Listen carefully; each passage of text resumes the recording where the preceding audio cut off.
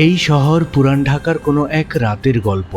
বাইকের ক্লাসটা ছেড়ে যখন অ্যাক্সিলারেটরে একটু মোচড় দেই, তখন শুধু বাইকটা সামনে ছোটে না, আমার চারপাশের চেনা পৃথিবীটাও কেমন যেন বদলে যেতে শুরু করে। প্রতিদিনের চেনা এই শহর, কখনো তীব্র জ্যাম, মানুষের চিৎকার, গাড়ির হর্ন আর ধুলোবালিতে দম আটকে আসা এক ব্যস্ত নগর। আবার এই শহরই মাঝে মধ্যে অদ্ভুতভাবে শান্ত হয়ে যায়, বিশেষ করে ছুটির দিনের কোনো এক দুপুরে কিংবা মাঝরাতের ঠিক পর মুহূর্তটায়। তখন মনে হয় শহরটা যেন একটা গভীর শ্বাস নিচ্ছে, ব্যস্ততার মুখোশটা খুলে রেখে সে তার আসল রূপটা দেখাচ্ছে। চাকার নিচে যখন মসৃণ পিচঢালা পথ, দুই পাশে বন্ধ দোকানের সারি, ল্যাম্পপোস্টের হলুদ আলো আর একটা শুনশান নীরবতা, এই ফাঁকা শহরের বুক চিরে বাইক চালিয়ে যাওয়ার অনুভূতিটা ভাষায় প্রকাশ করার মতো নয়। বাতাস এসে চোখে মুখে লাগে আর মনে হয় আমি কোনো এক অচেনা জগতের দিকে ছুটে চলেছি। কিন্তু আজ আমার বাইকের চাকা আমাকে নিয়ে এসেছে অন্য এক দুনিয়ায়, পুরান ঢাকা, ইতিহাসের জীবন্ত দলিল। তবে প্রধান সড়ক ছেড়ে আমি যখন হুট করে ঢুকে পড়লাম একটা সরু গলির ভেতর, চারপাশটা মুহূর্তেই বদলে গেল। এ যেন কোনো এক রাস্তা নয়, একটা টাইম মেশিন। টাইম মেশিনে চড়ে আমি যেন চলে এসেছিলাম কয়েকশো বছর পেছনে। পুরান ঢাকার এই গলিগুলো অদ্ভুত, একটা গোলক ধাঁধা। আপনি একটা গলিতে ঢুকবেন, ভাববেন এটা বোধহয় সোজা চলে গেছে, কিন্তু কয়েক কদম পরেই দেখতে পাবেন রাস্তাটা 3 ভাগে ভাগ হয়ে গেছে। কোনো গলি এতই সরু যে দুটো বাইক পাশাপাশি পার হওয়া অসম্ভব। দিনের বেলা এখানে কান পাতলে শোনা যায় মশলার ঝাঁঝালো গন্ধ, মানুষের হাঁকডাক আর রিকশার টুংটাং শব্দ। কিন্তু এখন এই অবেলায় গলিটা একদম থমথমে। দুপাশের দেওয়ালগুলো এত উঁচু আর এত কাছাকাছি যে আকাশের আলো ঠিকমতো নিচে পৌঁছায় না। দেওয়ালের প্লাস্টার খসে পড়েছে, বের হয়ে এসেছে শত বছরের পুরনো লাল ইট। এই ইটগুলো যেন কোনো এক গোপন রহস্যের সাক্ষী হয়ে দাঁড়িয়ে আছে। আমি বাইকের গতি কমিয়ে দিলাম। দ্বিতীয় গিয়ারে বাইকটা আস্তে আস্তে এগোচ্ছে। হেডলাইটের তীব্র আলোটা গিয়ে পড়ছে সামনের কুয়াশা আর ধুলোর মিশ্রণে তৈরি একটা আবছা আবহাওয়ায়। আমি নিজেই জানি না আমি এখন ঠিক কোন গলিতে আছি। জিপিএস ম্যাপও এখানে এসে গোলমাল পাকিয়ে ফেলছে। হঠাৎ আমার বাঁ দিকে চোখে পড়ল বিশাল একটা কাঠের দরজা। দরজাটা সাধারণ নয়, বিশাল, ভারী এবং তাতে তামার বড় বড় নকশা করা। দরজার উপরের খিলানে ফার্সি বা পুরনো কোনো ভাষায় কিছু একটা লেখা, যা কালেক্রমে প্রায় মুছে গেছে। এই বাড়ির দালানগুলো অনেক উপরে, লোহার মোটা শিকের পেছনে অন্ধকার। অদ্ভুত ব্যাপার হলো, এই ব্যস্ত শহরের বুকে এত বড় একটা বাড়ি, অথচ এর ভেতরে কোনো আলো নেই, কোনো প্রাণের স্পন্দন নেই। শুধু দরজার সামনে একটা পুরনো লণ্ঠন ঝুলছে, যাতে কোনো আগুন নেই।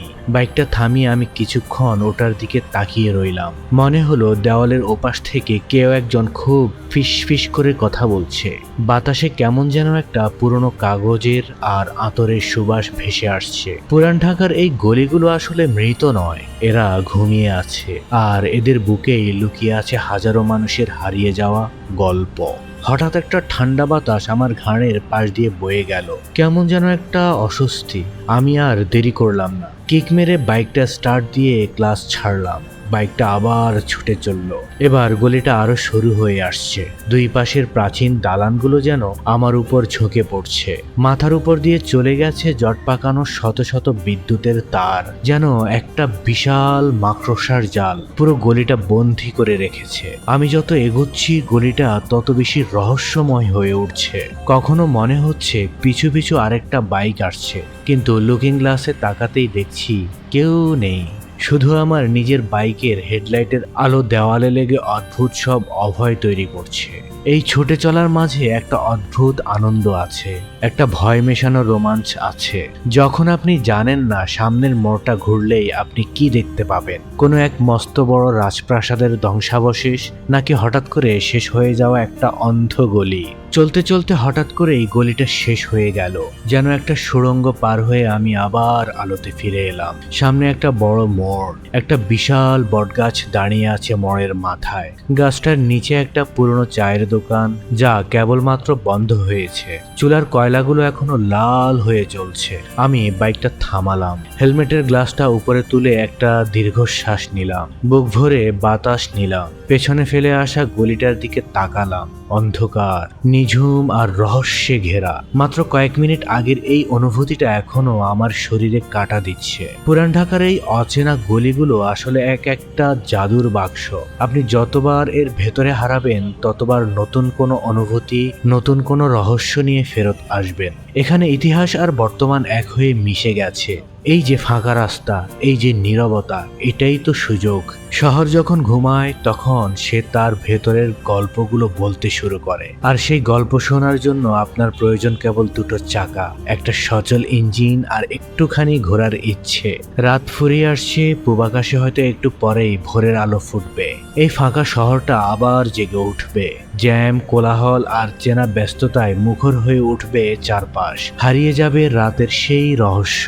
ঢাকা পড়ে যাবে পুরান ঢাকার গলির ভেতরের সেই প্রাচীন সুবাস। কিন্তু আমার এই বাইকের চাকা থামবে না। আজ আমি এই গলি, তো কাল অন্য কোনো অচেনা পথ। বাইক চালিয়ে যাওয়ার পথে যা কিছু দেখা যায়, যা কিছু অনুভব করা যায়, তা আসলে চার দেয়ালের মাঝে বসে কখনোই কল্পনা করা যায় না। শহরটা ব্যস্ত, কিন্তু তার বুকেই লুকিয়ে আছে এমন হাজারো ফাঁকা, নিস্তব্ধ আর রহস্যময় মুহূর্ত। আমি আবার গিয়ার পরিবর্তন করলাম। বাইকটা এবার চেনা হাইওয়ের দিকে এগিয়ে চলছে। তবে মনের ভেতর রয়ে গেল সেই অচেনা গলির রেশ। আবার আসবো, আবার হারাবো কোনো এক অচেনা গলির গোলক ধাঁধায়। ততক্ষণের জন্য বিদায় শহর।